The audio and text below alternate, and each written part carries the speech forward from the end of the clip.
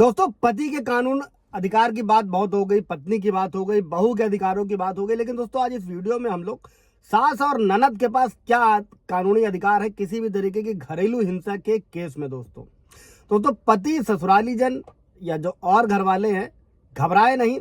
सास और ननद हैं उनके खिलाफ, बहू के खिलाफ भी उनके पास कानूनी अधिकार होते हैं। दोस्तों ऐसे में क्या करना है, किसी भी तरीके का कोई गलत कदम नहीं उठाना है, कानून का सहारा लेना है, न्याय जरूर मिलेगा। दोस्तों सबसे पहले मैं अपने एक व्यूवर्स का एक सवाल उठाता हूं दोस्तों। तो उनका ये सवाल था, क्या सास और बिन ब्याही ननद भी बहू पर घरेलू हिंसा का केस कर सकती हैं? दोस्तों सास और ननद को बहू के खिलाफ क्या कानूनी अधिकार है? दोस्तों जवाब ये है कि हम सोचते हैं कि घरेलू हिंसा अधिनियम जो है दोस्तों 2005 सिर्फ बहू के लिए ही बना है दोस्तों, और वही घर के बाकी सदस्यों पर केस कर सकती है, लेकिन ऐसा बिल्कुल नहीं है। सास और बिन ब्याही ननद भी बहू के खिलाफ घरेलू हिंसा अधिनियम 2005 के तहत केस कर सकती है दोस्तों। और सुप्रीम कोर्ट की भी जजमेंट है, जजमेंट के अनुसार दोस्तों घरेलू हिंसा कानून सभी महिलाओं के लिए बना, और उसमें वो सभी महिला शामिल है जो किसी घर में रहती हैं दोस्तों, और उस घर में रहने वाले बाकी सदस्य पुरुष व स्त्री दोनों हो सकते हैं के खिलाफ केस कर सकती है। और ये प्रावधान पहले नहीं था, पर बाद में सुप्रीम कोर्ट ने इसको मान लिया कि परिवार में रहने वाले प्रत्येक महिला को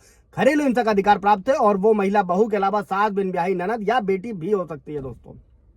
और अधिनियम के तहत सास भी अपनी बहू और बेटे की पत्नी यानी कि साधारण सी भाषा में के खिलाफ घरेलू हिंसा का केस कर सकती है दोस्तों, और वो इसमें अपनी बहू को सजा भी करवा सकती है। इस केस में अगर सास के नाम घर मकान है दोस्तों, तो वो अपनी बहू को कोर्ट के आदेश से उस घर को खाली भी करा सकती है दोस्तों इसी के साथ में ये कानून घर में रहने वाली महिलाओं के लिए है दोस्तों। इसी के साथ में इसको लाइक कर दीजिएगा, शेयर कर दीजिएगा, सब्सक्राइब कर दीजिएगा, ताकि इन्फॉर्मेशन और लोगों को मिल सके दोस्तों। और कमेंट कीजिएगा, सबसे ज्यादा कमेंट करने वालों का जो केस होगा स्टडी किया जाएगा हमारी टीम द्वारा। दोस्तों अभी आगे बढ़ते हैं दोस्तों, कि घर के भीतर रहने वाली कोई भी महिला जो किसी भी हिंसा से पीड़ित है, इसमें अपशब्द कहे जाना, किसी प्रकार की रोक टोक करना, मारपीट करना, सब कुछ शामिल है दोस्तों, और वो पुरुष या स्त्री दोनों द्वारा ही दी जा सकती है। और घर में आई बहू भी अपनी सास को प्रताड़ित कर सकती है, और बिन ब्याही ननद को भी परेशान कर सकती है। बहुत सारे केसेस हम लोगों के पास में भी आते हैं दोस्तों। तो बहू के अलावा सास और ननद को भी कानूनन ये अधिकार है साथ ही कि वो घरेलू हिंसा अधिनियम के तहत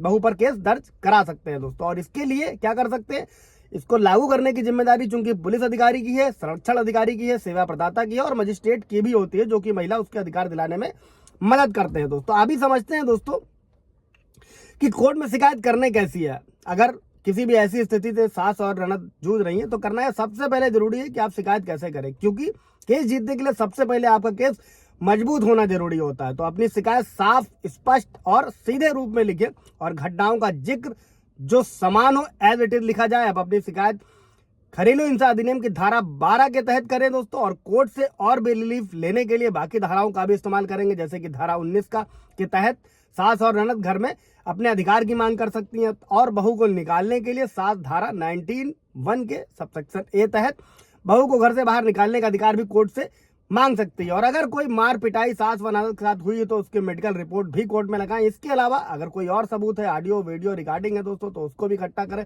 घटना का कोई चश्मदीद गवाह है तो उसकी भी गवाही आप करवा सकते हैं। इसी के साथ दोस्तों एक जजमेंट और भी है कि साझे घर में रहने का अधिकार सुप्रीम कोर्ट ने दिया हुआ है बहू को। यहाँ पे सास की बात चल रही है, उस पर ब्रीफ वीडियो है, जाकर आप देख सकते हैं। कोई सवाल जवाब होगा तो पूछिएगा। Thank you.